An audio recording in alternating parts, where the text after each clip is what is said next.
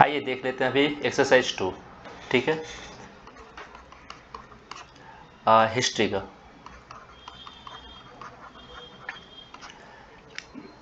King, farmer और town. सबसे पहले देखिएगा, हमें इस चैप्टर में ना हम अभी आपको जो पढ़ा रहे हैं सिर्फ एग्जाम के लिए, सिर्फ एग्जाम व्यू से ना समझिएगा। ठीक है, ये क्विक रिवीजन है एग्जाम 2023 का। ठीक है, अभी ये 9-10 दिन जो पेपर बचा हुआ है, 9-10 दिन में हम आपका सारा कंप्लीट करवा देंगे। जो भी चैप्टर है सारे चैप्टर यहाँ कंप्लीट हो जाएंगे। देखिए, इसमें हमें जनरली महाजनपदाज के बारे में पढ़ना है। 16 महाजनपदाज, उसमें सबसे बड़ा महाजनपदाज जो है उसे पढ़ना है मगधा के बारे में। सबसे पहले समझिए महाजनपदाज किसे कहते हैं। महाजनपदाज का मतलब होता है, जैसे देखिए आप इसे ना दो पार्ट में बांट दीजिएगा, एक महा दूसरा जनपदाज। ठीक है, तो ये देखिए महाजनपदाज,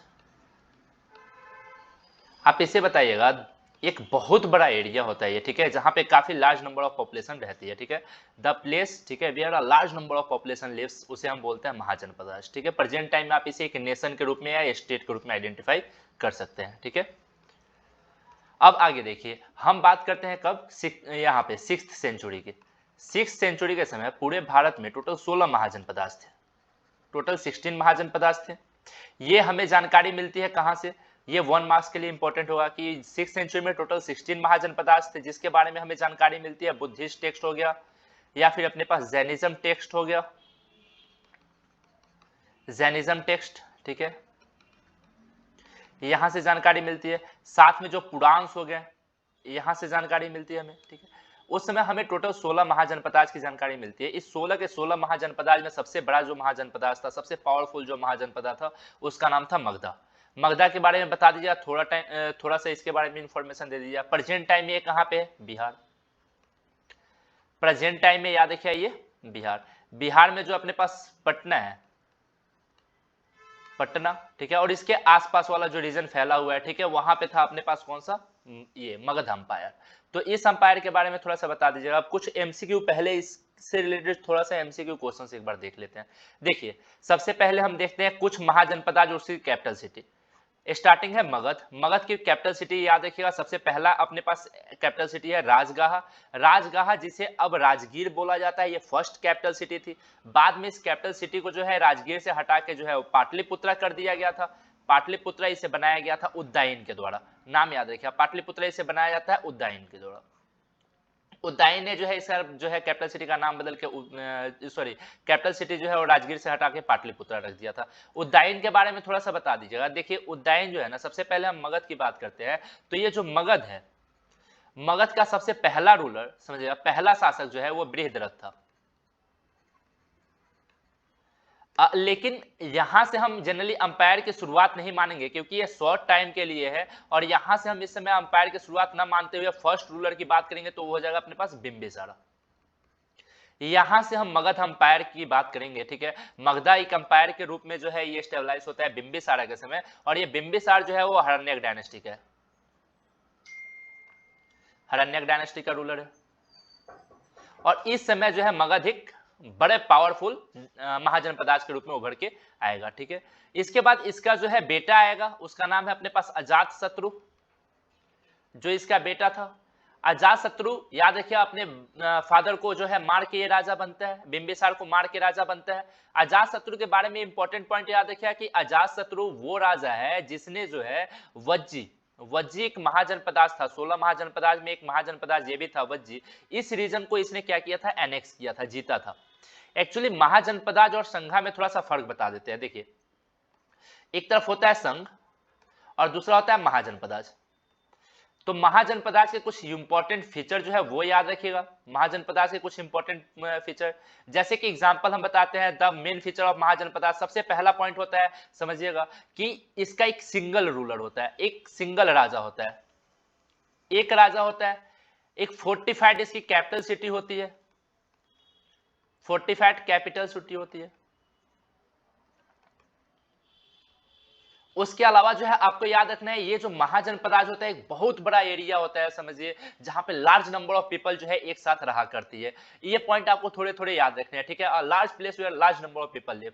जबकि संघा के बारे में थोड़ा सा इंपॉर्टेंट पॉइंट रखिएगा, इस दोनों में मेन डिफरेंस ये है, संघा जो होता है ना, ये group of Kings, it is ruled by the group of Kings. यहाँ पे जो है ना जो संघ होता है वो बहुत सारे राजा लोग मिल के एक साथ रूल करते हैं। जैसे मान लीजिए यहाँ पे एक पावरफुल अंपायर है और यहाँ पे छोटे छोटे बहुत सारे अंपायर हैं, तो अब ये छोटे छोटे अंपायर जो है सिंगल अकेला जो है इस अंपायर का सामना नहीं कर सकते हैं, जो महाजनपद आ जाए उसका।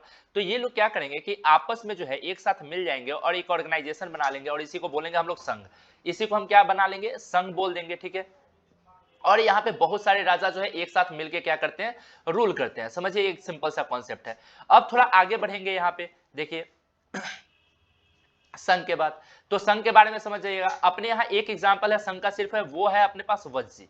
वज्जी जो है प्रेजेंट डे जो वैशाली आप देख रहे हैं, वैशाली बिहार में है, ठीक है। वहां पे है अपने पास क्या चीज, वैशाली जो बिहार में है वहां पे है अपने पास वज्जी। और ये वज्जी जो है यहाँ पे it was a group of 8 rulers. अगर मैं बात करूं तो यहाँ पे जो है 8 रूलर्स, 8 राजा जो है क्या कर रहे हैं, एक साथ मिलके यहाँ पे रूल कर रहे थे। एक राजा नहीं बल्कि 8 राजा एक साथ मिलके यहाँ रूल कर रहा था। बहुत बड़ा बात है, समझिए, ठीक है। इतना पॉइंट आपको क्या करना है, याद रखना है। अब आते हैं कुछ कैपिटल सिटी के बारे में। तो यहाँ पे याद रखिए अजातशत्रु जो है, अजातशत्रु जो है वज्जी को एनेक्स करता है। अजातशत्रु के बारे में दूसरा पॉइंट याद रखिएगा, ही एस्टेब्लिश्ड पाटलिपुत्रा सिटी। याद रखिएगा ये क्या करता है, ये पाटलिपुत्रा शहर बनाता है, ठीक है। पाटलिपुत्रा जो प्रेजेंट टाइम में जो पटना है, ठीक है, इसे ये क्या करता है, ये स्टेबलाइज करता है। अच्छा, इसके बाद इसका जो नेक्स्ट रूलर आता है अपने पास मगध का, उसका नाम है अपने पास उदयन। उदयन जो है अजातशत्रु का बेटा है। अजातशत्रु भी अपने फादर को मार के राजा बनता है और उसका बेटा उदयन भी जो है अपने फादर को मार के राजा बनता है। इसके बारे में एक पॉइंट याद रखिएगा कि 4th सेंचुरी में ये क्या करता है कि अपना कैपिटल सिटी जो है, 4th सेंचुरी में अपना कैपिटल सिटी जो है ये पाटलिपुत्रा ला देता है। ये मतलब कैपिटल सिटी जो है पहले राजगाह थी, राजगीर थी, ठीक है। तो ये क्या करता है, वहां से कैपिटल सिटी चेंज करके यहाँ पे ले आता है। It's okay, he change capital city from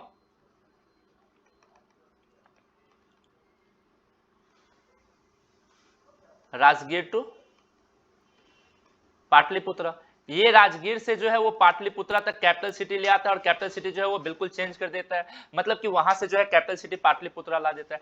तो ये कुछ इंपॉर्टेंट पॉइंट है, थोड़ा आपको याद रखना है। अब हम आगे आते हैं, कुछ कुछ यहाँ पे बता देते हैं। यहाँ देखिए अब सेकेंड अपने पास जो है, सबसे पहले तो हम आपको बता दिए सबसे बड़ा महाजनपद आज मगधा, जिसकी कैपिटल सिटी अपने पास हो गई कौन सी, पाटलिपुत्रा। दूसरा देखिएगा, दूसरा अपने पास वत्स, VATSA, वत्स। याद रखिएगा इसकी कैपिटल सिटी प्रेजेंट टाइम जो इलाहाबाद है। तो ये सेकेंड है अपने पास वत्स, जिसकी कैपिटल सिटी हो गई कौशाम्बी, कौशाम्बी जो इलाहाबाद है वो वाला। तीसरा कोसला, कोसल की श्रावस्ती हो गई। उसके अलावा वज्जी, अभी बताया वज्जी जो है उसकी कैपिटल सिटी वैशाली। गंधार, इसकी कैपिटल सिटी तक्षशिला। तक्षशिला जो है ये काफी इंपॉर्टेंट है। तक्षशिला के बाद बारे में याद रखिए एक एजुकेशन सेंटर था, ये एक एजुकेशन सेंटर था। और इससे जो इंपॉर्टेंट पॉइंट आती है वो इंपॉर्टेंट पॉइंट ये आती है कि इसे मैप पे आपको लोकेट करने के लिए देता है कि तक्षशिला कहाँ था। प्रेजेंट टाइम में जो पाकिस्तान है, समझिएगा रावलपिंडी वाला रीजन, तो वो पाकिस्तान में जो है आपको इसे मार्क करना पड़ेगा। मैं मैप में भी आपको इसको बता दूंगा, आराम से कर लीजिएगा। उसके अलावा जो है एक कैपिटल सिटी, एक देखिए अपने पास महाजनपदा, वो है कुडू, इसकी कैपिटल सिटी थी इंद्रप्रस्थ। फिर अंग है, अंग की कैपिटल सिटी चंपा। चंपा जो है याद रखिए प्रेजेंट टाइम जो भागलपुर है अपने पास डिस्ट्रिक्ट बिहार का, वहां पे। अच्छा, ये भागलपुर काफी इंपॉर्टेंट है क्योंकि जब मैं आपको आगे एक चैप्टर पढ़ाऊंगा उसमें बताऊंगा कि जब ब्रिटिशर्स लोग जो है पहाड़िया वाला जो चैप्टर है अपने पास, संथाल वाला जो चैप्टर है, उसमें बताऊंगा कि जब ब्रिटिशर्स लोगों ने संथाल को जो है अपने पास दामिने कोह का रीजन दिया था राजमहल हिल पे, दामिने कोह था, दामिने कोह के बारे में बताए थे ना, ये वो रीजन है समझिएगा जो संथाल लोगों को दिया गया था राजमहल हिल्स का वो पार्ट, जिसके ऊपर ये लोग रहेंगे, उसे फर्टाइल बनाएंगे, काम उम करेंगे और उसके बाद जो है धीरे धीरे ये जमीन इनकी हो जाएगी। लेकिन बाद में जो ब्रिटिशर्स है क्या करते हैं, इस रीजन को एक्वायर कर लेते हैं और उसके बाद वहां से संथाल लोगों को जो है वहां से उठा के जो है क्या करते हैं कि भागलपुर में लाके छोड़ देते हैं। भागलपुर और मुंगेर वाला जो अपने पास रीजन है वहां पे तो संथाल परगना यहाँ पे क्या किए थे, वो बनाए थे, इसलिए ये इंपॉर्टेंट हो जाता है। तो आपको इसमें जो इंपॉर्टेंट याद रखना है, सबसे पहले मगध, उसकी कैपिटल सिटी पाटलिपुत्रा। दूसरा अपने पास वत्स याद रखिएगा जिसकी कैपिटल सिटी कौशाम्बी, क्योंकि इलाहाबाद इस ये प्रेजेंट टाइम में इलाहाबाद है। और इलाहाबाद आपको पता है क्यों याद रखना है, मैं आपको बताता हूं। देखिए ये जो इलाहाबाद है इसलिए इंपॉर्टेंट है आपके लिए क्योंकि ये जो इलाहाबाद है यहाँ पे दो चीज है। पहला अपने पास पिलर है, पहला अपने पास क्या है बाबू, इलाहाबाद पिलर। अगर आपको पता हो इलाहाबाद पिलर किसका है, ये इलाहाबाद पिलर अशोका का। और दूसरा है इलाहाबाद प्रशस्ति। प्रशस्ति, ये प्रशस्ति के बारे में याद रखिए, इलाहाबाद प्रशस्ति जो है वो समुद्रगुप्ता का है, जिसने हरिसेना ने लिखा है, जिसे ये मैं आगे आपको चैप्टर में बताऊंगा, ये समुद्रगुप्ता का है, ये समुद्रगुप्ता का है जिसे हरिसेना ने लिखा है। ये पॉइंट आपको क्या करना है, याद रखना है। ये सब वन लाइनर जितने भी बन सकते हैं मैं आपको बता देता हूं, इसके अलावा एक भी क्वेश्चन 1 मार्क्स का नहीं आएगा, मैं आपको इस बात का गारंटी देता हूं, इससे एक्स्ट्रा कुछ भी नहीं आएगा। अब देखिए राजगीर के बारे में जो भी पॉसिबल चीज था मैंने आपको बता दिया राजगीर के बारे में। अच्छा, थोड़ा राजगीर के बारे में देखिएगा। राजगीर जो है समझिए ये कैपिटल सिटी था, it was the first capital city of ये मगधा अंपायर। ये मगधा अंपायर का क्या था, मगध का जो है ये कैपिटल सिटी था। ये वाला पॉइंट याद हो गया। अच्छा, दूसरा पॉइंट इसके बारे में याद रखिएगा कि ये जो राजगीर है ना, ये बनाया गया है बृहद्रथ के टाइम पे। राजा कौन है, बृहद्रथ यहाँ का राजा है, जिसके समय राजगीर को जो है वो कैपिटल सिटी बनाया गया था। और यहाँ पे जब राजगीर को बनाया गया था तो राजगीर के बारे में याद रखिए, ये एक माउंटेनियस रीजन पे है।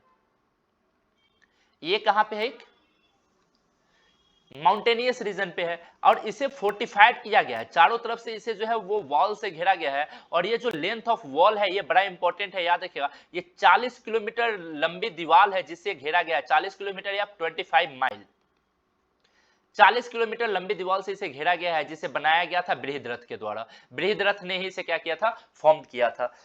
उसके बाद याद रखिएगा यहाँ पे जो डायनेस्टी थी, डायनेस्टी का नाम याद रखिए, कौन कौन सी डायनेस्टी यहाँ पे रूल करती है। तो सबसे पहले मैं आपको बताया था मगध में जो पहली डायनेस्टी रूल करने वाली है उस डायनेस्टी का नाम याद रखिए। फर्स्ट डायनेस्टी मगध में जो रूल करती है वो है अपने पास हरण्यक डायनेस्टी।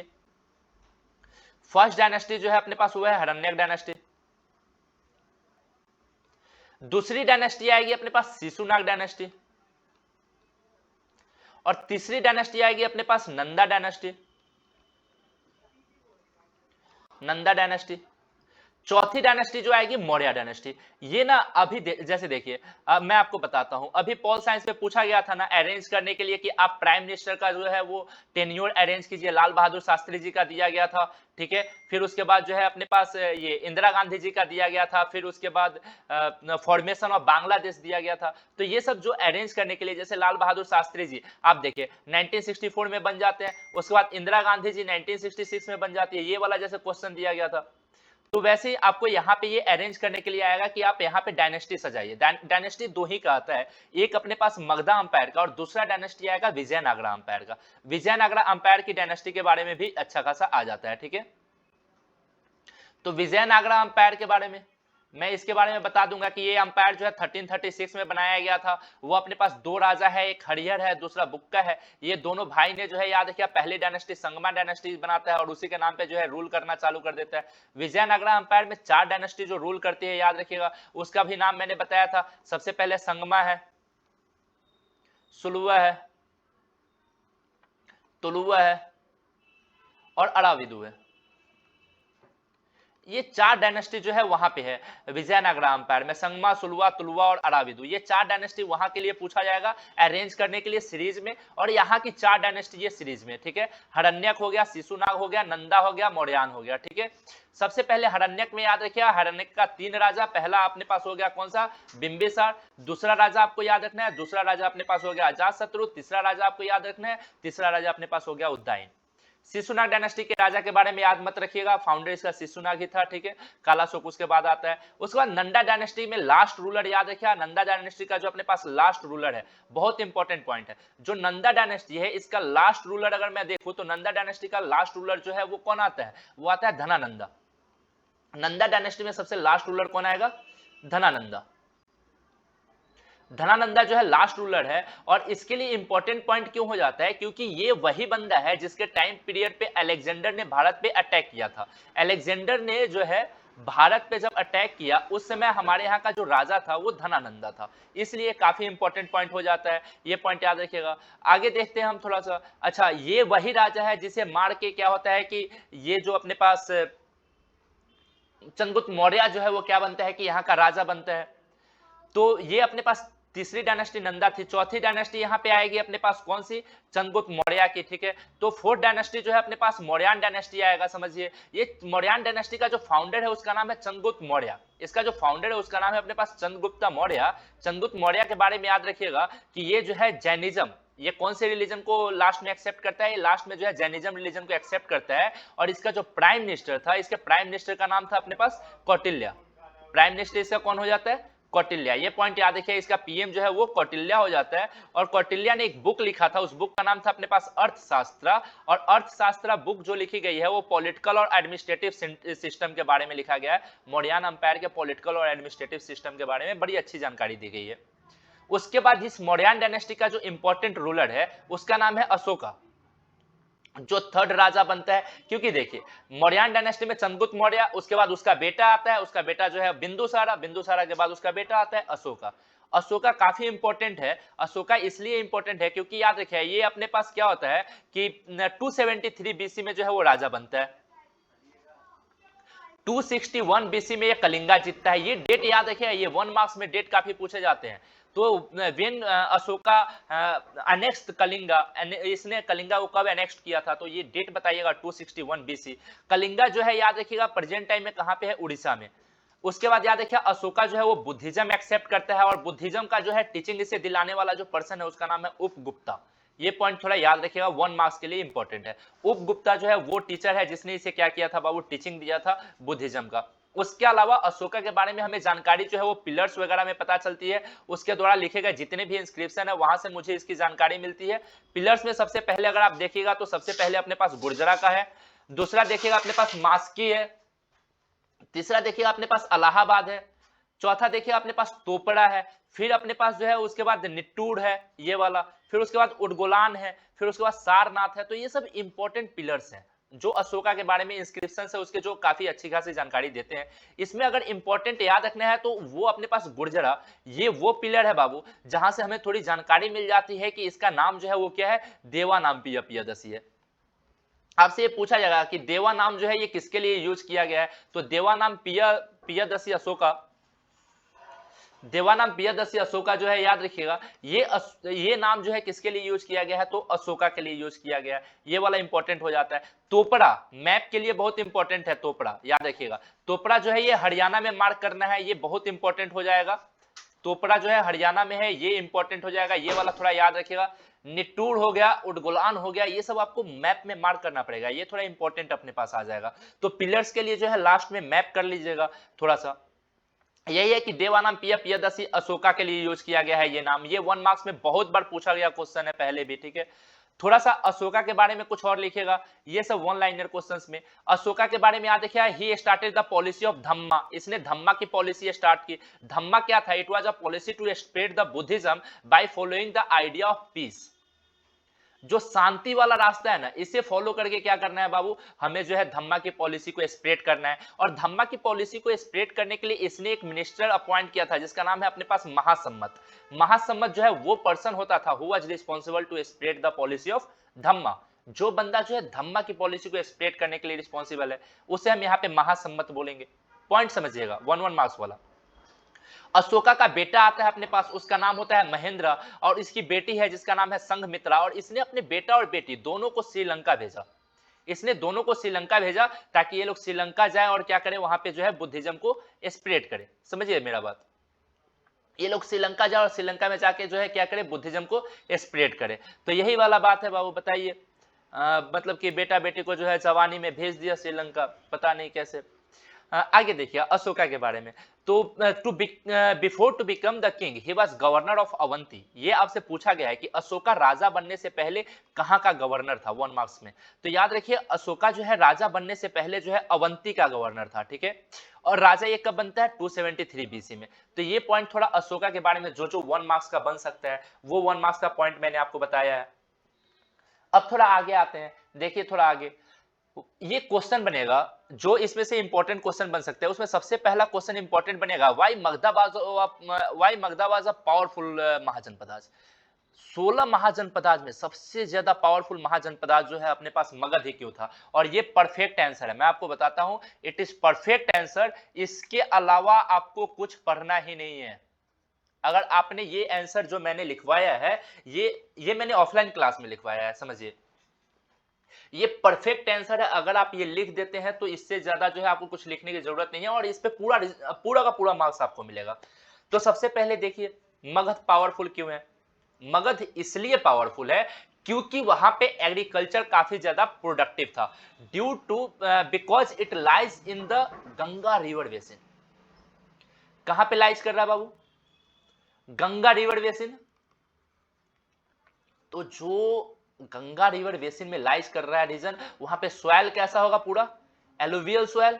और जब एलुवियल सॉइल है तो यहाँ पे प्रोडक्टिविटी भी काफी हायर लेवल पे था, तो एग्रीकल्चर काफी ज्यादा प्रोडक्टिव है, रिवेन्यू काफी अच्छा खासा आता था, मगध पावरफुल हो गया। दूसरा, cheapest mode of transportation due to river Ganga and its tributaries. जो गंगा नदी है और उसकी जितनी भी ट्रिब्यूटरीज हैं, ट्रिब्यूटरीज वो नदी होती है जो किसी नदी में अपने पानी को लाके डालती है, समझिए। जैसे एक रिवर ये है, अब इसमें बहुत सारी नदी आके मिल रही है, समझिए, तो ये सारी जो है ये ट्रिब्यूटरीज कहलाएंगी।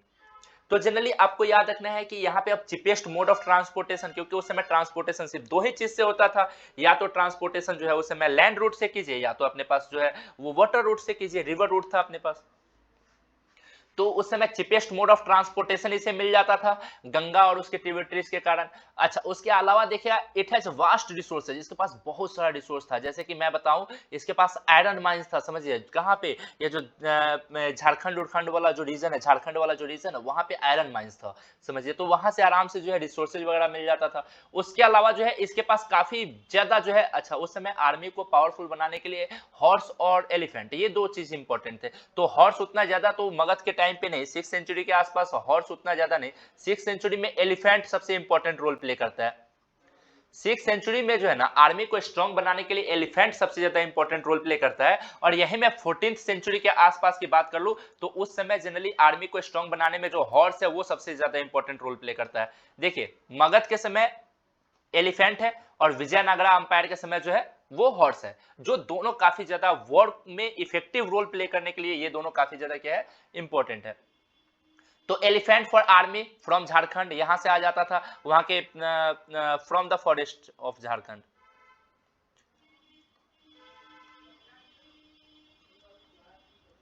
तो ये पॉइंट याद रखिए, जो अपने पास झारखंड के जंगल है वहां से मिल जाता था। उसके अलावा लार्ज नेटवर्क ऑफ ट्रेड, ठीक है, याद रखिए, इसके पास ट्रेड एंड ट्रांसपोर्टेशन का जो है काफी लंबा नेटवर्क है, ट्रेड एंड ट्रांसपोर्टेशन कर दीजिएगा।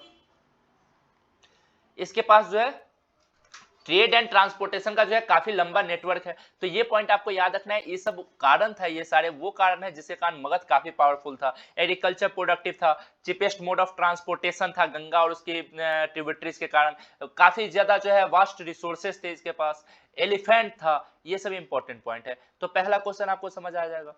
दूसरे क्वेश्चन की बात करते हैं, how the Magadha become powerful. दो क्वेश्चन अलग अलग है। पहला क्वेश्चन था कि मगधा जो है वो पावरफुल क्यों था, Why Magधा was powerful kingdom, और दूसरा है How the Magधा become powerful kingdom। पहला है मगध पावरफुल कैसे था, दूसरा सॉरी मगधा जो है वो पावरफुल क्यों था, और दूसरा है कि मगध पावरफुल कैसे बना, आपको ये बताना है।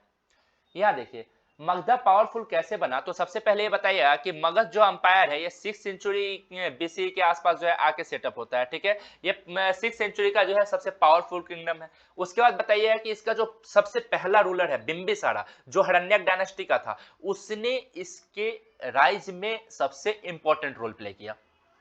First ruler of Magadha, Bimbisara of Haryanka dynasty, played an important role in the rise of Magadha empire. उसने सबसे ज्यादा, ये जो बिंबिसार है, इसने काफी इंपॉर्टेंट रोल प्ले किया है इसके राइज होने में। कैसे? तो याद रखिए, he started the politics of alliance. इसने अलायंस बिल्डिंग करना चालू कर दिया। मतलब जैसे देखिएगा, अगर मान लीजिए ये जो है एक छोटा सा अंपायर है, ये मगध अगर छोटा सा अंपायर है, तो आसपास अगर कोई पावरफुल अंपायर है, तो इस पावरफुल अंपायर के लोगों के साथ जो है इसने अलायंस बिल्डिंग करना चालू कर दिया। और अलायंस बिल्डिंग के लिए आपको पता है, इसने मैट्रिमोनियल रिलेशन जो है अपने पास वो अपना लिया। मैट्रिमोनियल रिलेशन कहने का मतलब क्या है? शादी वाला संबंध जो होता है। तो इसने जो है मैट्रिमोनियल रिलेशन जो है स्टार्ट कर दिया था। तो ये वाला पॉइंट आपको याद रखना है कि इसके कारण मगधा धीरे धीरे पावरफुल हो गया, सबसे पहले राजा के कारण। दूसरा पॉइंट, इसका दूसरा राजा जो होता है बिंबिसार का बेटा अजातशत्रु, वो क्या करता है मगध को पावरफुल बनाने के लिए एक और कदम आगे बढ़ाता है बाबू, और वज्जी जो अंपायर था, जो प्रेजेंट टाइम वैशाली वाला, तो उसे क्या कर लेता है, जीत लेता है। इसके अलावा याद रखिए अजातशत्रु जो है अपनी आर्मी को मॉडर्नाइज कर देता है, ही मॉडर्नाइज्ड हिज आर्मी। ये अपनी आर्मी को क्या करेगा बाबू, मॉडर्नाइज कर देता है। इसके कारण इसकी आर्मी और ज्यादा जो है वो पावरफुल हो जाती है, और धीरे धीरे जो है मगध धीरे धीरे और बाकी रीजन को एक्वायर करना चालू कर देता है। तीसरा पॉइंट याद रखिएगा कि अपने पास जो है ये, उसके बाद जो है मौर्यन अंपायर का जो अपने पास फाउंडर है चंद्रगुप्त मौर्य, समझिए ये क्या करता है बाबू, नॉर्थ वेस्ट पार्ट वाला जो रीजन है उसे भी जीत लेता है पूरा। ये जो नॉर्थ वेस्ट वाला जो है अपने पास, ये जो इंडिया का जो है इधर वाला जो रीजन है, ये वाला पूरा रीजन जो है पाकिस्तान के ऊपर जो अफगानिस्तान वाला रीजन है, ये सारा रीजन जीत के वो क्या करता है मगध में मिला लेता है, और धीरे धीरे मगध जो है क्या हो जाता है, काफी ज्यादा पावरफुल हो जाता है। उसके अलावा मुझे आगे बताना है तो समझिए, इसके बाद जो है मौर्यन डायनेस्टी का ही राजा आता है अशोका। अशोका क्या करता है बाबू, तो अशोका जो है वो कलिंगा वाला रीजन जीत लेता है। अशोका क्या करेगा बाबू, ये कलिंगा को जीत लेगा 261 बीसी में। अब देखिए अशोका जो है वो कलिंगा को 261 बीसी में जीत लेगा। अब जैसे ये 261 बीसी में जो है कलिंगा को जीत लेगा, तो उसके बाद जो है याद रखिएगा कि इसका जो कंट्रोल है वो समझिए पूरा सी रूट तक आ जाता है कि नहीं है। ये वाला जो रीजन है, ये वाला रीजन जो है ये पूरा का पूरा एक्वायर कर लेता है, और इधर तक इसका जो है सी रूट तक पूरा बे ऑफ बंगाल तक जाने वाला जो कंट्रोल है ये पूरा का पूरा आ जाता है। तो ये सब वैसे फैक्टर्स हैं जो मगधा के पावरफुल बनने में मेजर रोल प्ले करते हैं। तो आपसे क्वेश्चन पूछ रहा है how the Magadha become powerful kingdom, Magadha जो है एक पावरफुल किंगडम कैसे बना, आपको ये बताना है। और इससे पहले था कि मगध जो है पावरफुल किंगडम था, तो ये बताइए क्यों था, कारण है, और यहाँ पे बनने का कारण है, तो ये बता दीजिएगा, ये 4 मार्क्स में आ जाएगा आराम से। आगे एक क्वेश्चन देखते हैं, ये थोड़ा इंपॉर्टेंट क्वेश्चन बनेगा, source to reconstruct the history of Mauryan empire. आप एक बात बताइए, मौर्यन अंपायर की हिस्ट्री को, ये जो मौर्यन अंपायर है, आपको पता है ये मौर्य अंपायर जो है बाबू ये क्या है, ये मौर्य लोग जो है ये अपने पास 4th डायनेस्टी थी जो मगध के ऊपर रूल कर रही है। 4th डायनेस्टी है अपने पास जो मगध के ऊपर क्या कर रही है, रूल कर रही है। तो आप इनके बारे में कैसे जान पाते हैं, सबसे पहला सोर्स आप बताइएगा अर्थशास्त्र। वहां पे आप लिखिएगा अपने हिसाब से, मैं तो ये आपको पॉइंट पॉइंट बता रखा हूं, आप वहां पे लिखिएगा, क्या लिखिएगा कि there are various source to reconstruct the history of Mauryan empire such as Arthashastra book written by Kautilya in which we gain the knowledge of the political and administrative system of Mauryan empire. तो आप इसको बना के लिखिएगा, मैं सिर्फ आपको शॉर्ट में बता देता हूं। तो सबसे पहला अपने पास क्या है बाबू, सबसे पहला है अपने पास अर्थशास्त्र, एक वो बुक है जो कौटिल्य ने लिखा है। और ये कौटिल्य कौन है, मैंने बताया ये prime minister of Chandragupta Maurya, जो चंद्रगुप्त मौर्य का क्या था बाबू, प्राइम मिनिस्टर था, prime minister of Chandragupta Maurya. जो चंद्रगुप्त मौर्य का जो है क्या है बाबू, प्राइम मिनिस्टर है। और इस बुक में मुझे उसके पॉलिटिकल और एडमिनिस्ट्रेटिव सिस्टम की जानकारी मिल जाती है। उसके अलावा जो है हम दूसरा देखते हैं, दूसरा बुक है अपने पास वो है इंडिका। दूसरा बुक जो है वो कौन है, इंडिका। इंडिका के बारे में याद रखिए, ये वो बुक है जिसे मेगास्थनीज ने लिखा है। और मेगास्थनीज जो है एक ग्रीक एम्बेसडर है जो चंद्रगुप्त मौर्य के कोर्ट में आया था, ठीक है। He was a Greek ambassador who came in the court of Chandragupta Maurya. ये है अपने पास ग्रीक एम्बेसडर, ये ग्रीक एम्बेसडर है जो चंद्रगुप्त मौर्य के कोर्ट में आया था, came in the court of Chandragupta Maurya. ये पॉइंट आपको याद रखना है। अच्छा बताते हैं कैसे, देखिए चंद्रगुप्त मौर्य वो राजा है जो क्या करता है, चंद्रगुप्त मौर्य जो है वो राजा है जो अपना अंपायर जो है वो पूरा नॉर्थ वेस्ट तक जो है वो क्या करता है, एक्सपेंड करता है, नॉर्थ वेस्ट तक वहां एक्सपेंड करता है, समझिए चंद्रगुप्त मौर्य। तो जब ये नॉर्थ वेस्ट वाला रीजन जीतता है ना, समझिए, तो उस समय क्या करता है कि सेलुकस निकेटर वहां का राजा था, जो नॉर्थ ईस्ट वाला जो रीजन था, ये वाला जो रीजन था, जब ये वाला रीजन ये एक्वायर करते हैं तो उस समय यहाँ का राजा जो है वो कौन था, सेलुकस निकेटर, और इसे हराता है। और सेलुकस निकेटर जो है समझिए उस समय जो है क्या करता है कि बाद में जो है अपना जो डिफीट है वो एक्सेप्ट कर लेता है, और अपने साथ वहां पे जो है चंद्रगुप्त मौर्य के साथ जो है अपने एक बंदे को भेज देता है, उसी का नाम था मेगास्थनीज, जो बहुत बड़ा स्कॉलर था, जो चंद्रगुप्त मौर्य कोर्ट में आया, ठीक है। जब ये चंद्रगुप्त मौर्य कोर्ट में आया था तो इसने जो है ना इंडिका बुक लिखा, और इस इंडिका बुक से हमें मौर्यन अंपायर के समय की पूरी सोसाइटी और उसके एडमिनिस्ट्रेटिव सेंटर के बारे में जानकारी मिल जाती है। ये हो गया दूसरा सोर्स। तीसरा सोर्स बड़ा इंपॉर्टेंट सोर्स है बाबू, इसका नाम है अपने पास मुद्रा राक्षस। बहुत अच्छा बुक है मुद्रा राक्षस, समझिए। ये बुक जनरली अपने पास विशाख दत्त के द्वारा, विशाख दत्ता जो विशाख दत्त है उनके द्वारा ये लिखी गई बुक है अपने पास, मुद्रा राक्षस। और इस बुक में जो है ना इतना इंटरेस्टिंग स्टोरी लिखा गया है कि कैसे चंद्रगुप्त मौर्य धनानंदा को हराता है और हरा के उससे उसका अंपायर छीनता है। तो in this book we know about how the Chandragupta Maurya snatched the empire from Dhanananda. कैसे जो है चंद्रगुप्त मौर्य धनानंदा से इस अंपायर को स्नैच कर लेता है, ये पूरी जानकारी यहाँ मिल जाती है। और चौथा सोर्स अपने पास जो है, फोर्थ सोर्स हो जाएगा, वो है अपने पास इंस्क्रिप्शन ऑफ अशोका। अशोका के इंस्क्रिप्शन से हमें बहुत जानकारी मिल जाती है चंद्रगुप्त मौर्य या फिर अपने पास मौर्यन अंपायर के टाइम पीरियड का जितना भी अपने पास वो हिस्ट्री है वो जानने में काफी मदद करता है। स्पेशली इसमें हम टैक्स सिस्टम के बारे में और जो पॉलिसी ऑफ द किंग, राजा की जो भी नीति थी वो सारे नीति के बारे में हम क्या करते हैं यहाँ पे जान जाते हैं। तो ये वाला भी जो है काफी इंपॉर्टेंट है अपने पास, याद रखें इंस्क्रिप्शन ऑफ अशोका। थोड़ा आगे बढ़ते हैं, एक अदर सोर्स देखते हैं, कुछ और सोर्स हैं जहां से आप क्या कर सकते हैं मौर्यन अंपायर की हिस्ट्री को रिकंस्ट्रक्ट कर सकते हैं। तो यहाँ पे अदर सोर्स में सबसे पहले देखिएगा बाबू पुराणास, ठीक है, जितने भी पुराण से वहां से हम देख सकते हैं। जो बुद्धिस्ट टेक्स्ट है वहां पे इसके बारे में लिखा गया है। जो जैनिज्म टेक्स्ट है वहां पे इसके बारे में लिखा गया है। जो क्वाइंस मिले हैं उस क्वाइंस से भी हमें जनरली जो है किसके बारे में, तो मौर्यन अंपायर के बारे में पता चल जाता है। तो आप यहां से बता सकते हैं the sources to reconstruct the history of Mauryan empire. तो मेनली आप देखिए यहाँ पे 5 पॉइंट में मैंने आंसर लिखा है, आप भी लिख सकते हैं। पहला अर्थशास्त्र लिख दीजिए, इंडिका लिख दीजिए, मुद्रा राक्षस लिख दीजिए, इंस्क्रिप्शंस ऑफ अशोका लिख दीजिए, और लास्ट में जो है अदर सोर्सेज में पुराण, बुद्धिस्ट टेक्स्ट, जैनिज्म टेक्स्ट। अगर 6 पॉइंट बनाना है तो छठे पॉइंट में अलग जो है क्वाइंस बना दीजिएगा, ठीक है। तो ये पॉइंट आपको आराम से याद हो जाएंगे। थोड़ा आगे बढ़ते हैं, main feature of administration of Chandragupta Maurya. Chandragupta Maurya या फिर मौर्यन अंपायर, दोनों में बात बराबर है। आपसे कुछ भी पूछ ले, चंद्रगुप्त मौर्य के समय का एडमिनिस्ट्रेटिव फीचर बताइए या फिर मौर्यन एज का समय, मौर्यन एज या मौर्यन अंपायर।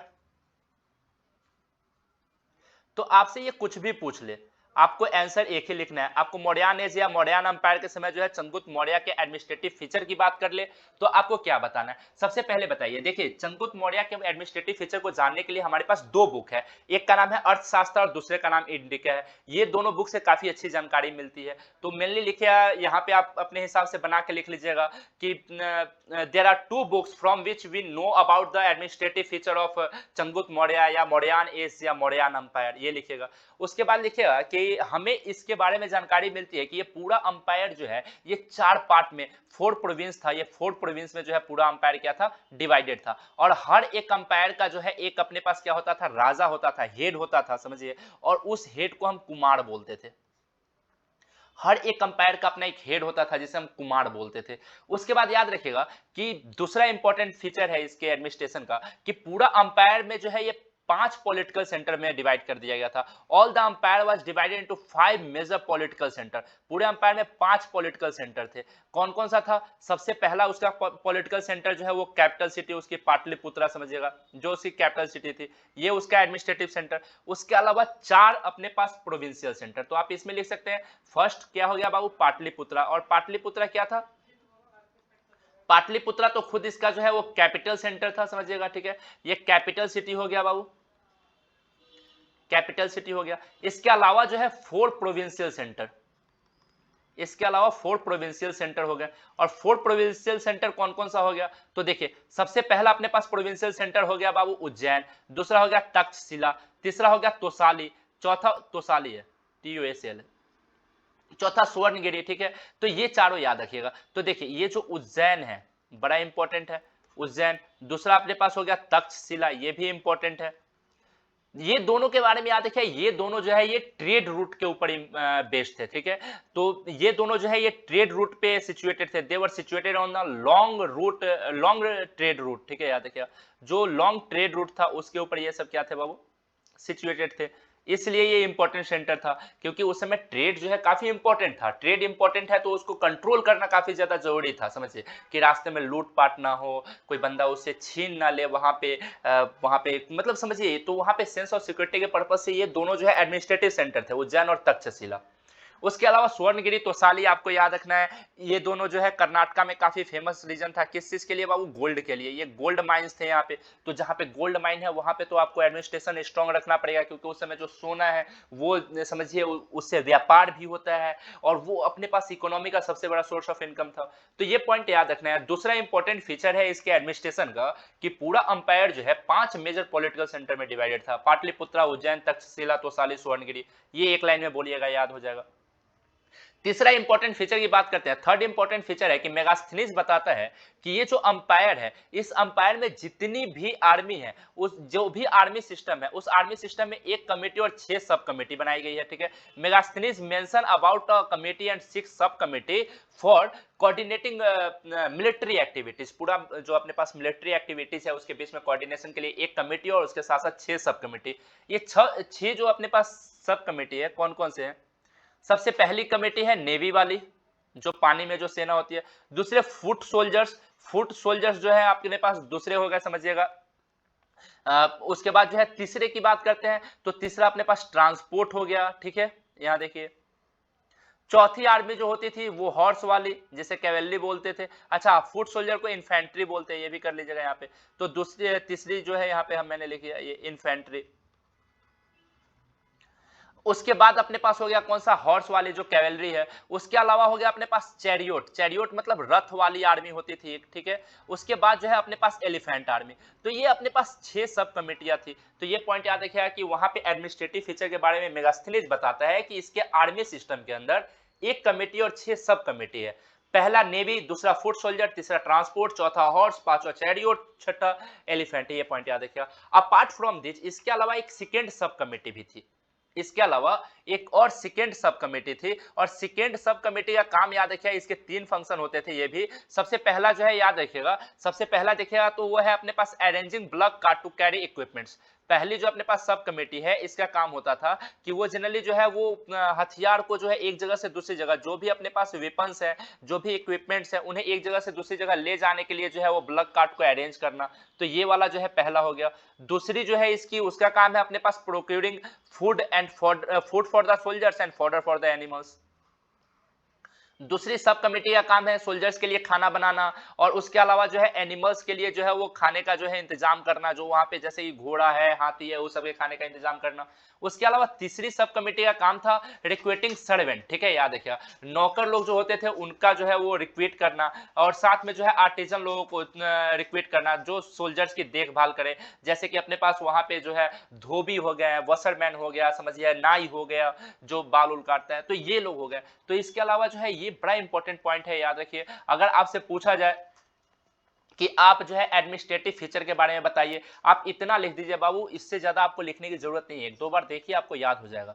सबसे पहला मैंने क्या बताया, 2 बुक है जिससे हमें एडमिनिस्ट्रेटिव फीचर के बारे में सबसे अच्छी जानकारी मिलती है। अर्थशास्त्र हो गया और इंडिका हो गया। किंगडम जो है वो 4 पार्ट में डिवाइडेड था, 4 प्रोविंस है, जो हर एक प्रोविंसेस का जो हेड होता था उसे कुमार बोलते थे। तीसरा पॉइंट कि 5 मेजर पॉलिटिकल सेंटर थे। एक अपने पास पाटलिपुत्रा जो कैपिटल सिटी थी, उसके अलावा 4 प्रोविंशियल सेंटर। मैंने बताया ना, पूरा अंपायर 4 प्रोविंसेस में डिवाइडेड था। तो 4 प्रोविंशियल सेंटर जो है उज्जैन, तक्षशिला, तोसाली, स्वर्णगिरी। उज्जैन तक्षशिला जो है लॉन्ग डिस्टेंस ट्रेड रूट के ऊपर सिचुएटेड है, और तोसाली स्वर्णगिरी जो है वो समझिएगा वो क्या है अपने पास, तो वो अपने पास जो है वो यहाँ पे गोल्ड माइन के लिए इंपॉर्टेंट है। उसके अलावा मेगास्थनीज जो है एक कमेटी और 6 सब कमेटी की बात करता है, जो मिलिट्री एक्टिविटी को कोऑर्डिनेट करने के लिए इंपॉर्टेंट थी। यहाँ पे 6 सब कमेटी कौन हो गई? नेवी हो गया, फुट सोल्जर हो गया, ट्रांसपोर्ट, हॉर्स, चैरियोट्स, एलिफेंट। ठीक है, ये अपने पास। उसके अलावा भी एक सेकेंड सब कमेटी थी जिसका काम था, पहले वाले का काम था उसमें जो है कि ब्लॉक कार्ट अरेंज करना है इक्विपमेंट्स को एक जगह से दूसरी जगह ले जाने के लिए। फूड जो है वो अरेंज करना है सोल्जर्स के लिए, फॉडर जो है वो अरेंज करना है एनिमल्स के लिए। उसके अलावा जो है ना आर्टिजन्स या सर्वेंट्स को रिक्रूट करना है, किस चीज के लिए? तो रिक्रूट करना है अपने पास सोल्जर्स के लिए, जो सोल्जर्स की देखभाल कर सके, जैसे नाई वगैरह ये लोग जो हो गए। तो ये पूरा एडमिनिस्ट्रेटिव फीचर है। इससे ज्यादा आपको कुछ लिखने की जरूरत ही नहीं है। मैं आपको जो बता रहा हूं ये परफेक्ट है, क्विक रिवीजन है, आप देख लीजिए, इससे ज्यादा चैप्टर के बारे में देखने की जरूरत ही नहीं है। आगे देखिए, नेक्स्ट क्वेश्चन है आपके पास, ठीक है, significance of inscription of Ashoka. आपको ना अशोका का जो इंस्क्रिप्शन है, समझिए अशोका का जितना भी इंस्क्रिप्शन है उसके मेन सिग्निफिकेंस आपको बताने हैं। अब मैं आपको एक बात का गारंटी देता हूं कि ये चैप्टर जो है मैं जितना बता देता हूं ये आपके लिए सफिशिएंट है, हमसे बेटर आपको नहीं मिलेगा। तो ये वाला जो है आप इसे कीजिए परफेक्ट तरीके से। थोड़ा सा अगर देखिए, मैं थोड़ा जल्दी जल्दी में इसलिए बता रहा हूँ क्योंकि अभी जो है अभी मैं ये जान के आ रहा हूँ कि आप लोग सब कुछ पढ़ के आए हैं। अभी सिर्फ क्वेश्चंस देख रहा हूँ, जो पॉसिबल क्वेश्चंस है सिर्फ मैं वो देख रहा हूँ, तो आप भी वो देखिए। Significance of inscription of Ashoka देखिए, अशोका के इंस्क्रिप्शन का क्या सिग्निफिकेंस है, क्या महत्व है उसके इंस्क्रिप्शन का। तो सबसे पहला पॉइंट याद रखिए, अशोका जो है पहला राजा है जिसने जो है इंस्क्रिप्शन का यूज किया है अपने सब्जेक्ट्स का मतलब होता है पीपल, अपने लोगों से वो क्या करने के लिए, जुड़ने के लिए जो है। याद रखिएगा अशोका पहला राजा है जो इंस्क्रिप्शन का यूज करता है, इससे पहले इसका कॉन्सेप्ट किसी ने नहीं लाया था। तो अशोका जगह जगह पिलर्स लगवाता है, उसके ऊपर लिखवाता है कि राजा कौन सी पॉलिसी लेके आई है, और वो जनरली टैक्स रेट कितना है, ये सब कुछ जो है, कौन सा जो है अपने पास पिलग्रिमेज टैक्स फ्री कर दिया गया, या फिर मतलब जो भी पॉलिसी ऑफ किंग है वो सब कुछ इसमें लिखा गया होता था इंस्क्रिप्शन में। Ashoka was the first ruler who used inscription to connect with his subject. दूसरा पॉइंट इसमें लिखिएगा कि दिस इंस्क्रिप्शन ऑफ अशोका, ये जो अशोका का इंस्क्रिप्शन है ये हमें बताता है कि अशोका जो है ना, इसका एक कॉर्डियल एंड फ्रेंडली रिलेशन भी था। किसके साथ बाबू? इजिप्ट के साथ, सीरिया के साथ, बर्मा, बर्मा जो प्रेजेंट टाइम में म्यांमार है, म्यांमार है, और श्रीलंका। तो आपको याद रखना है ये जो इंस्क्रिप्शन है इससे जानकारी मिलती है कि अशोका जो है बाहर के जो अपने पास राजा होते थे उनके साथ भी जो है फ्रेंडली रिलेशन और कॉर्डियल रिलेशन रखता था, ठीक है।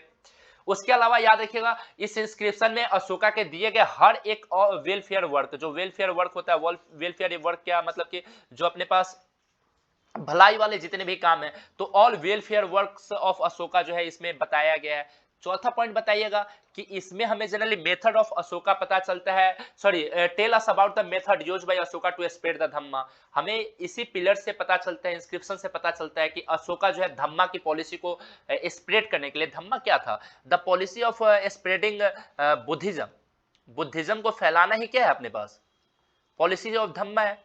तो इसी से हमें पता चलता है कि अशोका जो है कैसे धम्मा को स्प्रेड करता है, महासम्मत को अपॉइंट करता है इसको स्प्रेड करने के लिए, ये सब पॉइंट हमें पता चलता है।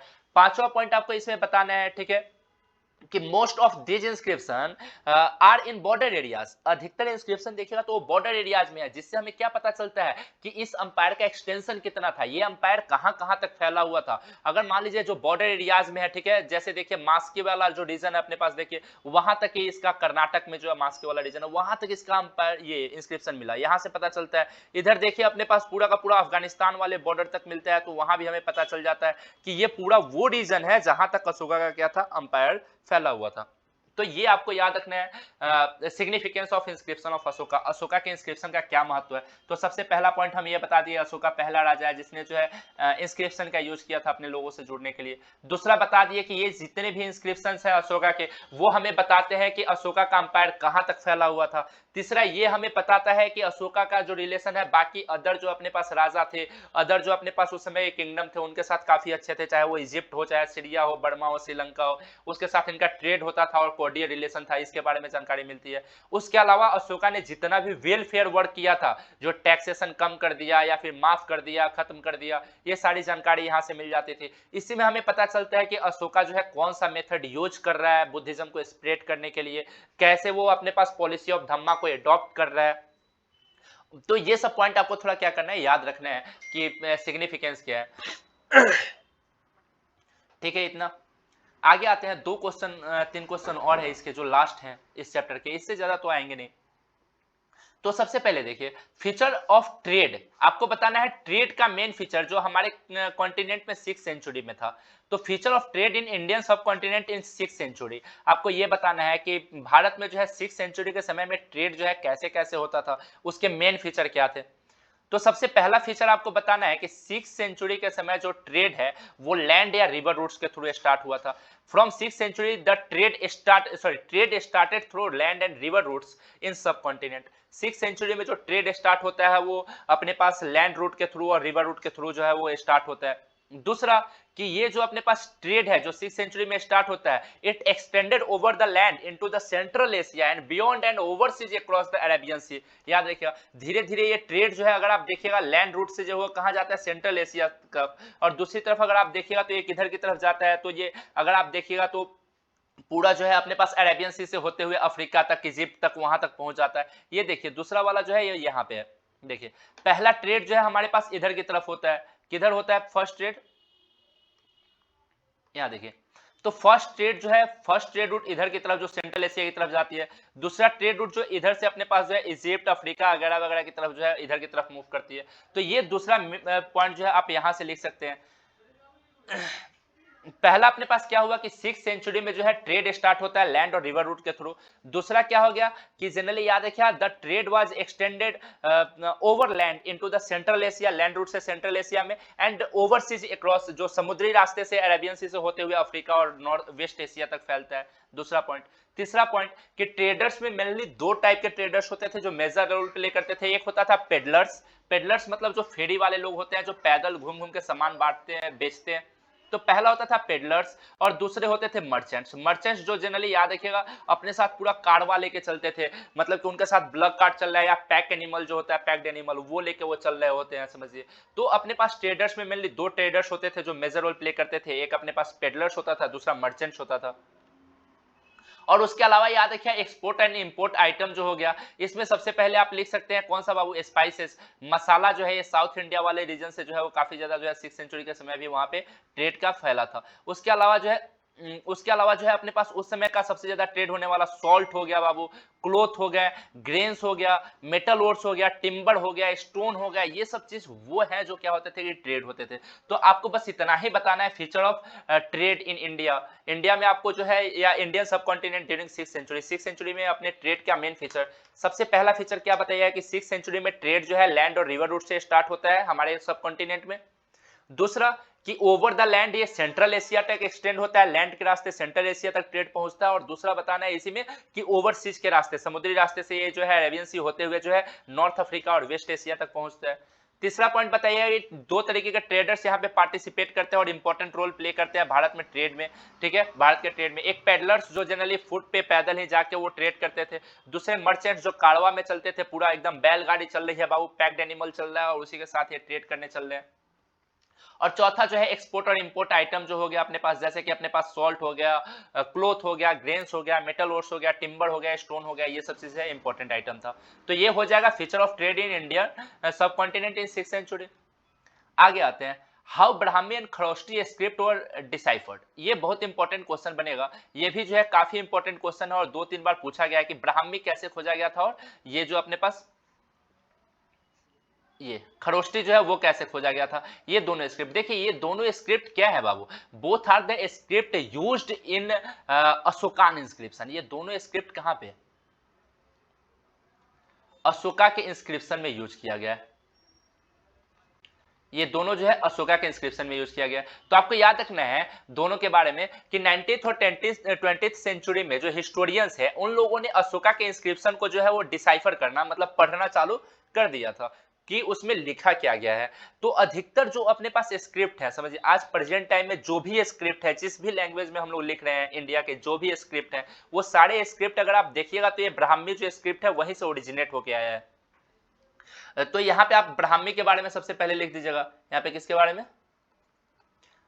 ब्राह्मी के बारे में लिखिएगा। और यहाँ पे लिखिएगा कि most script used to modern Indian languages are derived from Brahmi. आज जितने भी हमारे पास मॉडर्न इंडियन लैंग्वेजेस है उसमें जो स्क्रिप्ट यूज हुआ है वो सारा स्क्रिप्ट जो है ब्राह्मी लैंग्वेज से निकल के आया है।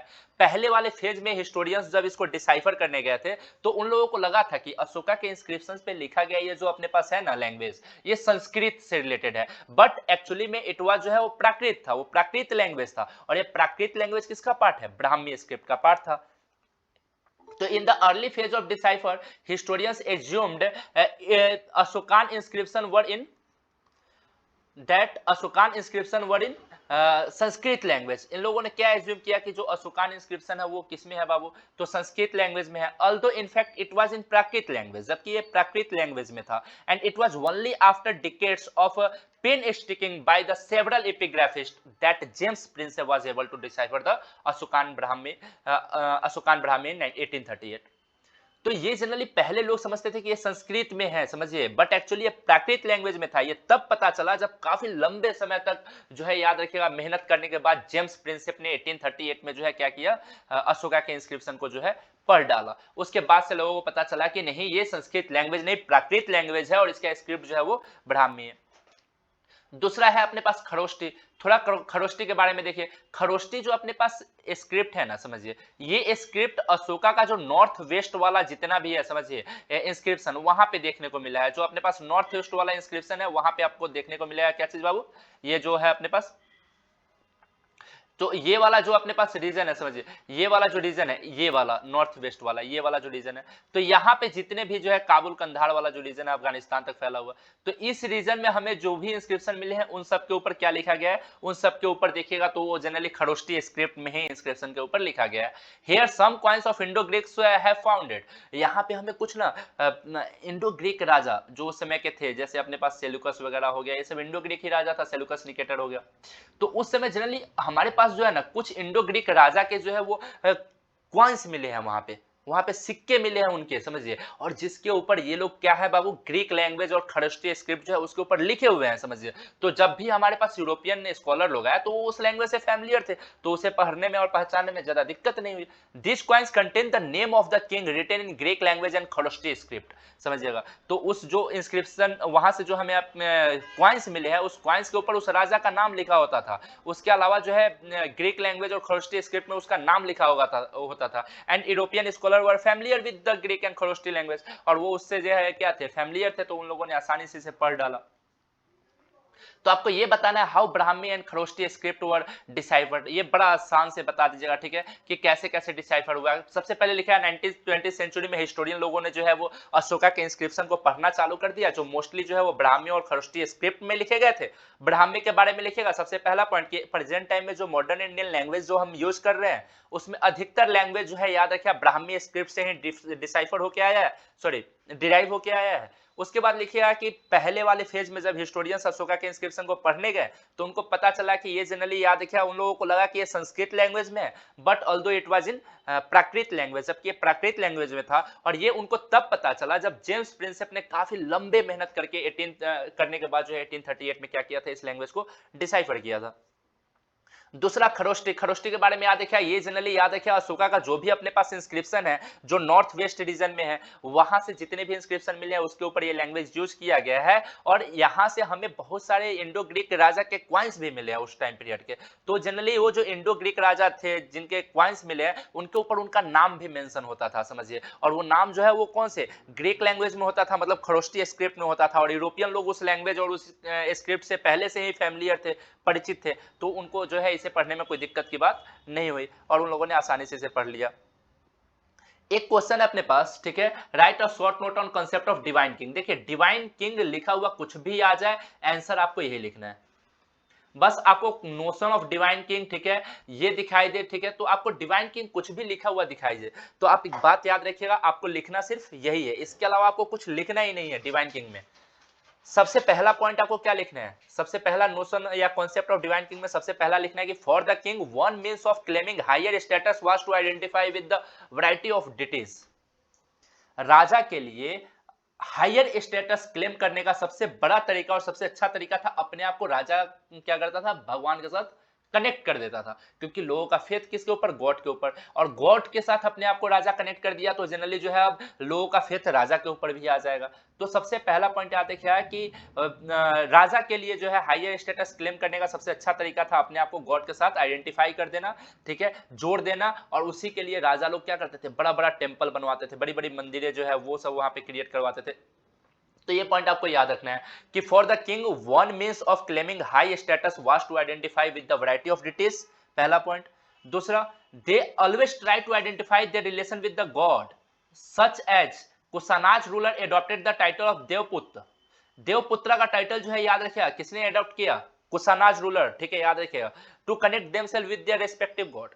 तो याद रखिएगा सेकेंड पॉइंट कि ये जो राजा लोग हैं हमेशा अपना रिलेशन जो है वो गॉड के साथ आइडेंटिफाई करते थे। जैसे एग्जांपल मैंने बताया, जो भी अपने पास कुशानाज रूलर आते हैं ये सारे कुशानाज रूलर क्या करते हैं, अपने आप को जो है एक नया टाइटल देते हैं और उस टाइटल का नाम होता है देवपुत्र। और देवपुत्र का मतलब क्या है कि वो लोग जो है वो भगवान के बेटे हैं, वंशज हैं, ठीक है, याद रखिएगा, मतलब कि the son of the God.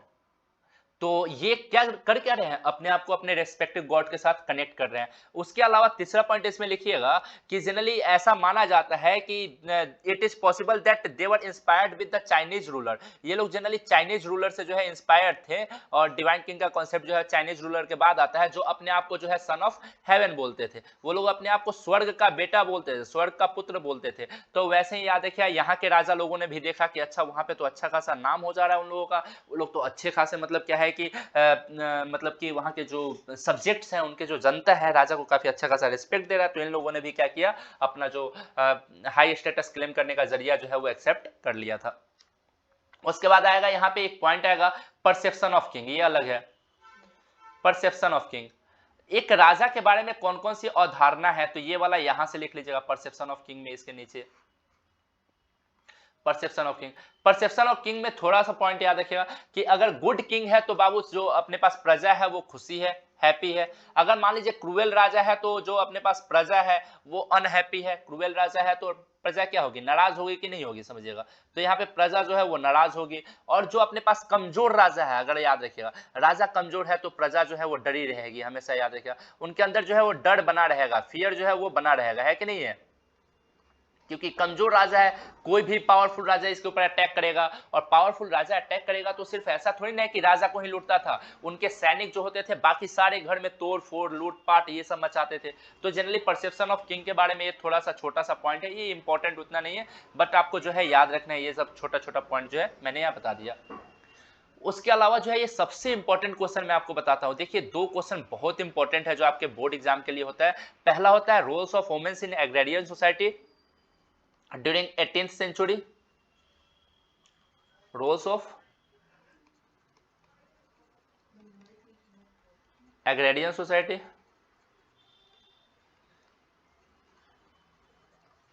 महिलाओं का रोल एग्रेरियन सोसाइटी में बताइए कब बाबू, 18th सेंचुरी के आसपास। लेकिन अब ये नहीं होगा इंपॉर्टेंट आपके लिए। अब आपके लिए जो इंपॉर्टेंट होगा वो ये इंपॉर्टेंट हो जाएगा, क्या कि strategy for increasing agriculture production during 6th century. ठीक है, 6th सेंचुरी के आसपास एग्रीकल्चर प्रोडक्शन को बढ़ाने के लिए कौन कौन सी स्ट्रेटजी अपनाई गई थी, और मैंने जो लिखवाया है ये परफेक्ट आंसर है और इंपॉर्टेंट क्वेश्चन है। आप इस चैप्टर में ये इंपॉर्टेंट क्वेश्चन कर लीजिए। कौन कौन सी स्ट्रेटजी अपनाई गई थी एग्रीकल्चर प्रोडक्शन को रेज करने के लिए। सबसे पहला था अपने पास प्लग एग्रीकल्चर का यूज करना। तो पहला है shift to plug agriculture which spread in fertile alluvial river valley of Ganga and Kaveri. सबसे पहला है बाबू ये लोग प्लग एग्रीकल्चर का यूज करते हैं गंगा और कावेरी रिवर वैली में, क्योंकि वहां का लैंड बिल्कुल फर्टाइल था। और वहां पे प्लग यूज करेंगे, हल यूज करेंगे, आसानी से जो है क्या हो जाएगा बाबू, अब जब हल यूज करेंगे तो अब आसान हो जाएगा ना उनके लिए काम करना, है कि नहीं है। खेत को जुतना जो है वो क्या हो जाएगा, ये एक ऐसे फावड़े जैसा बना होता है हल। ठीक है, याद रखिएगा। और यही हल जो है क्या होता है बाबू, आराम से जो है ये फावड़े जैसा होता है। और ये क्या करते हैं, बैल के जो है कांधे के ऊपर जो है इधर से दो बैल बांध देते हैं और उसे कांधे के ऊपर ये रखे रहते हैं हल। तो ये वाला जो है अपने पास प्लग एग्रीकल्चर जो है ये यूज करना चालू कर देते हैं। समझिए कब बाबू, ये यूज करना चालू कर देते हैं कौन से सेंचुरी में, 6th सेंचुरी में, समझिए। तो shift to plug agriculture which spread in the fertile alluvial river valley of Ganga and Kaveri. दूसरा याद रखिएगा कि आयरन टिप्ड, ये वाला दूसरा कि the iron tipped plug share. मतलब क्या है कि ये जो पहले हल होता था ना वो सिर्फ नुकीले लकड़ी का होता था। अब ये लोग क्या करने लगे बाबू, ये नुकीले लकड़ी के ऊपर जो है ना, समझिए क्या लगाने लगे, तो अब ये नुकीली लकड़ी के ऊपर जो है वो आयरन टिप का यूज करने लगे। जैसे ये हल हो गया बाबू, समझिए ये जो है क्या हो गया अपने पास, हल हो गया। ठीक है, तो अब ये हल के ऊपर जो आगे है ना, समझिए तो ये फ्रंट पे क्या करेंगे, तो अब ये फ्रंट पे जो है याद रखिएगा कि अब ये आयरन टिप यूज कर लेंगे यहाँ पे, जो ये वाले पे। तो अब आयरन टिप हो जाएगा तो काफी नुकीला हो जाएगा। और लोहा जो है आपको पता है ये आयरन टिप जो है वो काफी आसानी से जो है वो लैंड को क्या कर लेगी, प्लग कर देगी। तो ये वाला पॉइंट इंपॉर्टेंट है। दूसरा अपने पास क्या इंपॉर्टेंट हो गया कि इन लोगों ने iron tipped plug share use करना चालू कर दिया। ठीक है, जिसके जहां भी हाइयर रेनफॉल वाला रीजन था वहां पे आयरन टिप प्लग यूज करने लगे।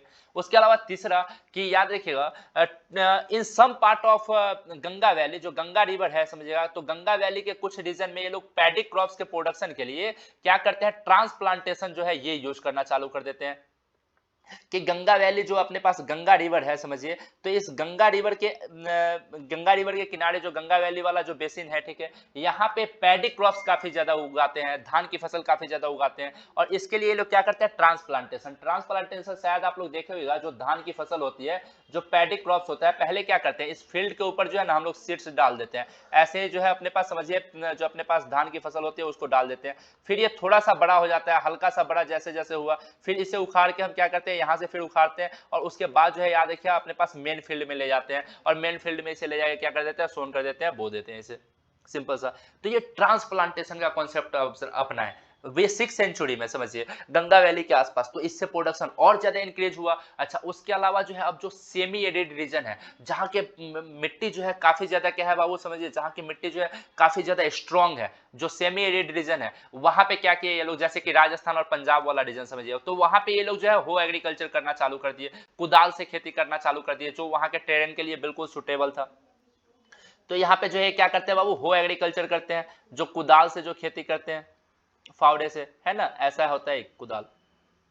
तो ये इससे जो है ये खेती करना चालू कर देते हैं, ठीक है, ये हो जाता है अपने पास।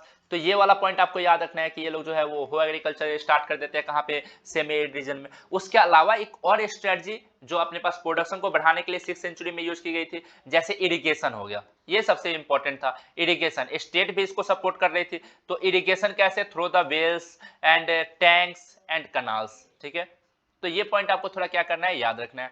आपसे क्वेश्चन पूछा जाएगा कि what was the strategy used for increasing agriculture production during 6th century. जो 6th सेंचुरी है उस समय एग्रीकल्चर प्रोडक्शन को इंक्रीज करने के लिए कौन सी स्ट्रेटजी अपनाई गई थी। तो सबसे पहला स्ट्रेटजी हो गया, इन लोगों ने जो है याद रखिए क्या किया, जो अपने पास जो है they shift to the plug agriculture which spread in fertile alluvial river valley of Ganga and Kaveri. जो रिवर गंगा और कावेरी है उस रीजन में जो है इन लोगों ने क्या किया बाबू, जो है वो प्लग एग्रीकल्चर स्टार्ट कर दिया। दूसरा पॉइंट कि आयरन टिप प्लग शेयर जो है वो यूज करने लगे हाई रेनफॉल वाले रीजन में, जहां पे बारिश ज्यादा हो रही है वहां पे क्या हुआ बाबू, प्लग के ऊपर जो है आयरन टिप लगा दिए। तो ये बड़ा इंपॉर्टेंट हो गया। तीसरा याद रखिए, some part of Ganga valley, जो गंगा वैली का कुछ रीजन है वहां पे पैडी क्रॉप का जो है प्रोडक्शन किया जाने लगा थ्रू द ट्रांसप्लांटेशन, वहां पे ट्रांसप्लांटेशन के थ्रू। चौथा जो सेमी एरिड रीजन था, जो पंजाब और राजस्थान वाला है, वहां पे हो एग्रीकल्चर किया जाने लगा। उसके बाद पांचवा लास्ट स्ट्रेटजी बताइएगा कि सबसे बड़ी स्ट्रेटजी जो है वो है इरिगेशन को स्प्रेड किया गया कनाल्स के थ्रू, टैंक के थ्रू, वेल्स के थ्रू, समझिए। तो ये सब अपने पास है। ये अपने पास सेकेंड लास्ट क्वेश्चन होगा, और क्वेश्चन है अपने पास सिस्टम ऑफ लैंड ग्रांट। जब भी लैंड ग्रांट की बात कही जाए समझिए, किसी भी टाइम पीरियड में अगर लैंड ग्रांट का बात आ जाएगा तो लैंड ग्रांट के बारे में जो है आपको यही आंसर लिखना है। जैसे डिवाइन किंग में मैंने एक फिक्स्ड आंसर बताया, वैसे लैंड ग्रांट के बारे में जो है एक फिक्स्ड आंसर आपको यही बताना है, समझिए। सबसे पहला लैंड ग्रांट के बारे में क्या बताइएगा, some inscription written on stones, copper plates give a record of land grant. कुछ इंस्क्रिप्शन जो स्टोन के ऊपर या कॉपर प्लेट के ऊपर लिखे गए हैं, वहां से हमें लैंड ग्रांट के बारे में पता चलता है, which was performed by the kings और the male member of the society. तो हमारे पास कुछ इंस्क्रिप्शन है जहां से, अच्छा, जो कहां पे लिखे गए हैं, जो या तो स्टोन्स पे लिखे गए हैं या फिर अपने पास जो है वो कॉपर प्लेट के ऊपर लिखे गए हैं। तो यहाँ पे हमें जानकारी मिलती है किस चीज की, यहाँ पे हमें जानकारी मिलती है कि जो लैंड ग्रांट किया जाता था, जो जमीन दान में दिया जाता था उसके बारे में। और इसके बारे में पता चलता है कि जमीन का दान जो है या तो किंग्स कर रहा है, या तो राजा लोग कर रहे हैं, या फिर जो अपने पास male member of the society है या फैमिली है, जो घर में जो पुरुष लोग हैं वो लोग ही जमीन का दान कर रहे हैं। क्यों? क्योंकि रिसोर्स के ऊपर जो है इन्हीं लोगों का कंट्रोल होता था, जिसके पास रिसोर्स है वही दान करेगा, है कि नहीं है। तो है ना, रिसोर्स जो है समझिए यही लोग दान करेंगे। तो स्टोन, कॉपर वगैरह वगैरह पे जो है कुछ इंस्क्रिप्शन लिखे हुए मिले हैं, जिसमें हमें पता चलता है लैंड ग्रांट के बारे में, जो राजा या फिर mail member of the family करते थे। दूसरा, लैंड जो ग्रांट किया जाता था वो या तो ब्राह्मण को दिया जाता था, ये जो जमीन दान दी जाती थी या तो ब्राह्मण को दिया जाता था, या फिर अपने रिलीजियस इंस्टीट्यूशन जैसे मंदिर हो गया, मस्जिद हो गया, मठ हो गया, मोनेस्ट्री वगैरह वगैरह। तो याद रखिए, the land granted was granted to Brahmin Brahmins और रिलीजियस इंस्टीट्यूशन, याद रखिएगा एक जो लैंड होता था वो ब्राह्मण या रिलीजियस इंस्टीट्यूशन को दे दिया जाता था। और एक बात याद रखिएगा, अगर एक बार मैंने लैंड किसी मंदिर को दे दिया, ये जैसे मंदिर है और आसपास का जमीन मेरा है, मैंने इसे दान कर दिया, तो उसके बाद दोबारा मेरा इसके ऊपर कोई अधिकार नहीं, पूरा का पूरा कंट्रोल इस मंदिर का हो जाएगा, उस ट्रस्ट का हो जाएगा जो इस मंदिर को ऑपरेट कर रही है। या फिर मैंने किसी ब्राह्मण को दे दिया तो जनरली इसके बाद जो है इसके ऊपर कंट्रोल उस ब्राह्मण का हो जाएगा जिसे मैंने इसे दे रखा है, हमारा कोई कंट्रोल नहीं था। तो land was granted to Brahmans और religious institution and if a land was granted to them, मतलब कि ग्रांटेड टू ब्राह्मण्स और religious institution, all power belong to them, तो पूरा का पूरा कंट्रोल जो है उन्हीं लोगों का हो जाता था उसके ऊपर। उसके बाद तीसरा पॉइंट यहाँ पे आते हैं कि women was not suppose to have independent access to resource. वैसा माना जाता था कि उस समय महिलाओं के पास जो है वो संपत्ति का अधिकार नहीं है, उनके पास कोई रिसोर्स नहीं होते थे। Women was not suppose to have independent access to resource, समझिए महिलाओं के पास जो एक्सेस टू रिसोर्स नहीं होता था। हाउएवर, कुछ बताइएगा, अपने पास एक एक्सेप्शन भी है इसका। However a inscription indicate that Prabhavati Gupta, हमें एक इंस्क्रिप्शन में प्रभावती गुप्ता के बारे में पता चलता है जो चंद्रगुप्ता सेकेंड की डॉटर थी, daughter of Chandragupta second. Prabhavati Gupta had access to land which she then granted, उसके पास जो है जमीन था, he has access to land, उसके पास अपनी जमीन थी और उसने अपने जमीन को जो है वो चिन्ना स्वामी जी को, जो है कोई एक लीडर वो, हाँ चिन्ना स्वामी, जिनको इसने क्या किया, दान कर दिया था। दिस में have been because she was a queen, ये क्यों पॉसिबल था, क्योंकि उस समय तो महिलाओं के पास एक्सेस टू रिसोर्स था नहीं और इसने जमीन दान किया था। इसके बारे में हमें इंस्क्रिप्शन से जानकारी मिलती है, तो ये बात याद रखिए, ऐसा इसलिए पॉसिबल था क्योंकि वो एक रानी थी बाबू, बताइए महाराजा की बेटी थी, कोई छोटा मोटा बात नहीं था, समझिए। और इसलिए जो है याद रखिए, और इसका जो शादी भी हुआ था वो वकाटक के राजा राजकुमार के यहाँ हुआ था, है कि नहीं है, जो वकाटक अपने पास है वहां के राजकुमार के यहाँ जो है इसकी शादी हुई थी, समझिए, ठीक है। तो ये पॉइंट है कि ये एक एक्सेप्शनल है, समझिए, ठीक है, कि इसका। उसके अलावा जो है याद रखिए, according to Sanskrit legal text, जो संस्कृत अपने पास टेक्स्ट है, समझिए, इससे हमें पता चलता है, ठीक है, लैंड ग्रांट सिस्टम के बारे में जो है अपने पास लैंड ग्रांट सिस्टम के बारे में कहां से पता चलता है, तो संस्कृत लीगल टेक्स्ट है। अगर चाहते हैं तो आप इसे पहला पॉइंट बना सकते हैं। तो सबसे पहला लैंड ग्रांट सिस्टम के बारे में बताइएगा कि हमें इसके बारे में जानकारी संस्कृत लीगल टेक्स्ट से पता चलता है। दूसरा पॉइंट अपने पास ये बताइएगा, ठीक है, कि जो अपने पास कुछ इंस्क्रिप्शन है उससे हमें जनरली ये पता चलता है, कुछ इंस्क्रिप्शन या तो स्टोन्स के ऊपर या फिर कॉपर प्लेट के ऊपर जो लिखा गया है उससे हमें पता चलता है कि जो लैंड ग्रांट था ये राजा या फिर mail member of the family करता था। उसके बाद तीसरा पॉइंट बताइएगा कि लैंड जो है ब्राह्मण या रिलीजियस इंस्टीट्यूशन को दिया जाता था, अगर एक बार मैंने उनको दान दे दिया तो उसके ऊपर मेरा कोई अधिकार नहीं, सिर्फ उनका अधिकार होता था। फोर्थ पॉइंट बताइएगा कि महिलाओं के पास एक्सेस टू रिसोर्स नहीं था, जबकि अपने पास एक्सेप्शन है प्रभावती गुप्ता, जो अपने पास चंद्रगुप्ता सेकेंड की बेटी थी, गुप्ता डायनेस्टी का सबसे पावरफुल राजा चंद्रगुप्ता सेकेंड, तो उसकी डॉटर थी प्रभावती गुप्ता, उसका जो है एक्सेस टू रिसोर्स था और उसने जो है एक गांव पूरा का पूरा जो है एक ये ब्राह्मण को दान में दे दिया था। तो ऐसा इसलिए पता चलता है क्योंकि वो रानी थी, समझिए, ठीक है, तो एक एक्सेप्शन भी है अपने पास। तो ये पॉइंट है। आगे याद रखिएगा कि कुछ लोग इसके बारे में दो अलग अलग मान्यताएं देते हैं, वो भी याद रखिएगा, दो अलग अलग थॉट्स हैं लैंड ग्रांट के ऊपर। तो देखिए, the impact of land grant is subject of debate. आज भी याद रखिए, ये जो अपने पास लैंड ग्रांट है एक बहुत बड़ा बहस का मुद्दा है हिस्टोरियंस के बीच में। It is a subject of debate among historians. कुछ लोग क्या बोलते हैं, देखिए, कुछ लोग बताते हैं कि राजा जो है ना, या फिर जो अपने पास पॉलिटिकल पावर है, जो सेंट्रल पावर है, वो कमजोर होता जा रहा था, समझिए, ठीक है। तो अपने कमजोर पावर को फिर से मजबूत करने के लिए राजा लोग क्या कर रहे थे, जमीन दान दे दे के और लोगों को अपने फेवर में कर रहे थे। Some suggest, some historians यहाँ पे कर दिया, some historians suggest that land grant was indicated by weakening political power। समझिए, ये जो land grant है ना, ये क्या बता रहा है, indicate of weakening political power, ये जो है उनके कमजोर होड़ है political power के बारे में बताता है। As the king was losing control over सामंताज, जैसे जैसे राजा जो है सामंताज के ऊपर अपना कंट्रोल खोता जा रहा था, they tried to win allies by making grant of land. तो उसके बाद राजा लोग जो है वो क्या करने लगे कि ये जमीन दान दे दे के अपना अलाइज बनाने लगे धीरे धीरे, ठीक है, याद रखिएगा, और अलाइड एक तरीके से जो है बहुत सारा कोलैबोरेशन करना चालू कर दिए। और कुछ हिस्टोरियंस ये सजेस्ट करते हैं कि some other historian suggest that king try to project themselves as a superman. Superman मतलब क्या, अपने आप को गॉड से रिलेट करने के लिए कि भगवान का ये वंशज है।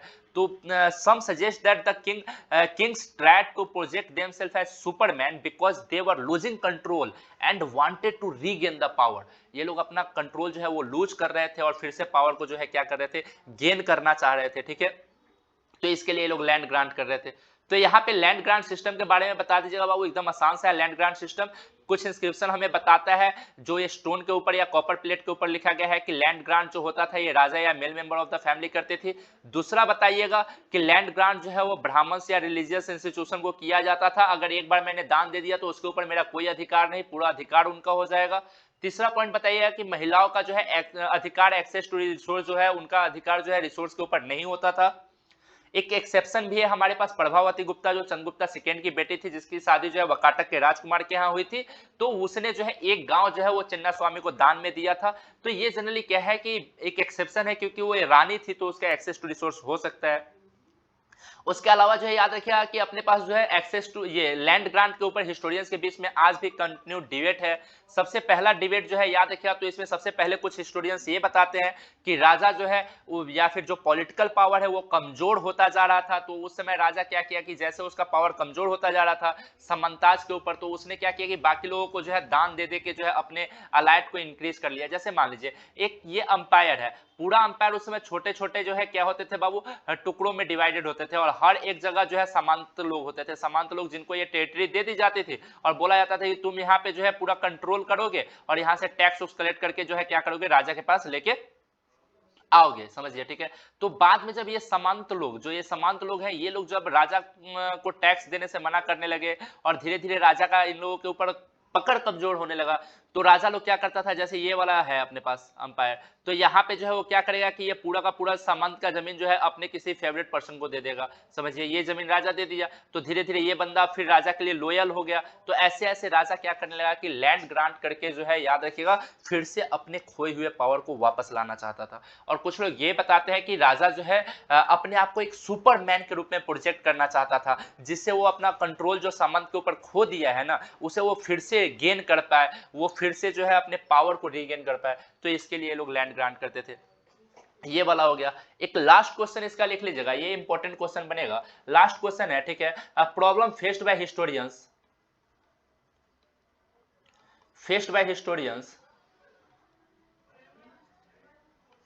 टू रिकंस्ट्रक्ट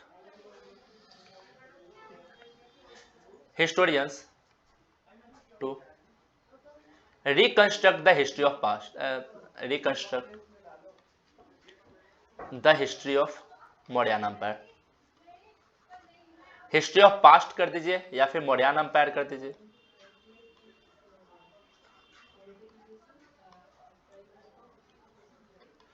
कौन कौन सा प्रॉब्लम जो है हिस्टोरियंस लोगों को जो है वो फेस करना पड़ा था, ये बहुत इंपॉर्टेंट क्वेश्चन है, ठीक है। इसे आप लोग कर लीजिएगा। अगर है तो आप लोग जो है वो ये एमबीडी का सहारा लीजिए, एमबीडी से आपको पता चल जाएगा। तो एमबीडी को देखिए, वो थोड़ा जरूरी है। उसके अलावा ओसवाल का बुक अगर प्रीफर कर सकते हैं तो ओसवाल को प्रीफर कीजिए। ओसवाल जो है याद रखिए इसका जो है 1 मार्क्स वाला जो है ये पूरा का पूरा कर लीजिए। यहाँ से ओसवाल से 1 मार्क्स जो है पूछे जाते हैं।